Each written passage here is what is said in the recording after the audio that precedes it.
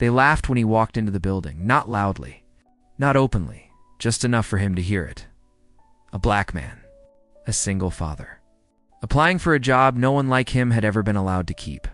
What they didn't know was that this job would expose a truth so ugly that it would shatter a billionaire's empire, unlock a love neither of them was ready for. This isn't just a story about money.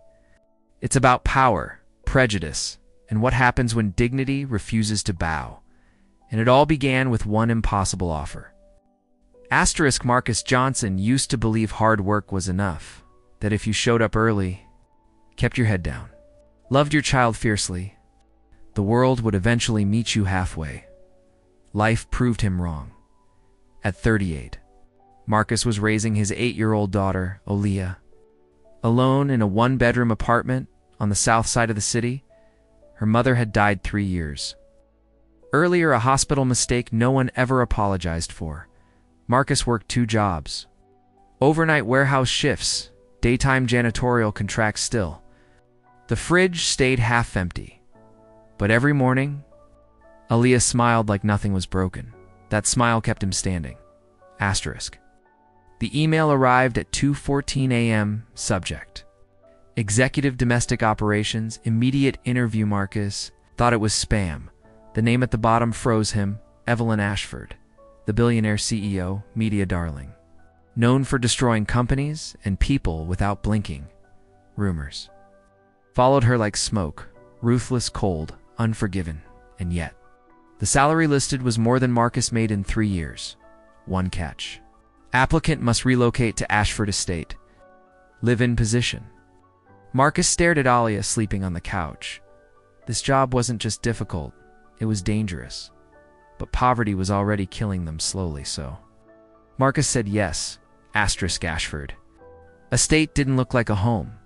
It looked like a fortress. Security guards eyed Marcus like a threat. One whispered, "He's not what I expected." Another asked, "You sure you're in the right place?" Marcus smiled.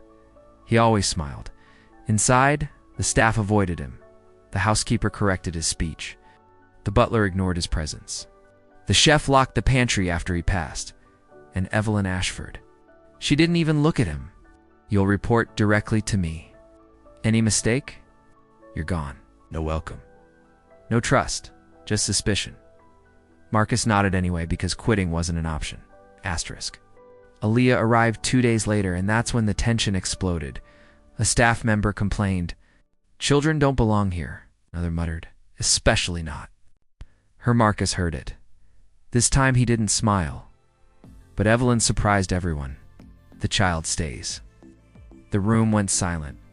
That night, Evelyn overheard laughter in the garden. She found Aaliyah teaching Marcus how to dance, barefoot, joyful, unafraid. Something cracked in her chest.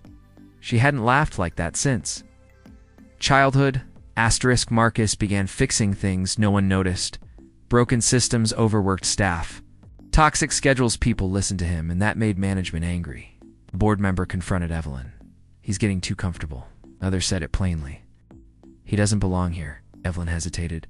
For the first time in her career, that night, she reviewed Marcus's background. No criminal record. No scandals. Just sacrifice. Then she saw the medical. Low suit. Aaliyah's mother. The hospital she owned. Her company. Evelyn realized something terrifying. Her empire had destroyed his family. Evelyn summoned Marcus. She expected rage. He gave her truth. "I didn't come here for revenge. I came here to feed my daughter." He didn't raise his voice. That hurt more. Evelyn apologized, not as a billionaire, as a human being. And for the first time, Marcus cried. Love didn't arrive dramatically. It came quietly in shared meals. Late night conversations. Aaliyah calling Evelyn Miss Evie. Evelyn defended Marcus publicly. Fired racist executives. Changed policies. The media turned on her. She didn't care. Because for the first time, she wasn't alone. Marcus was offered a partnership, ownership power. He hesitated, then accepted on one condition. "You fix what you broke. Not for me."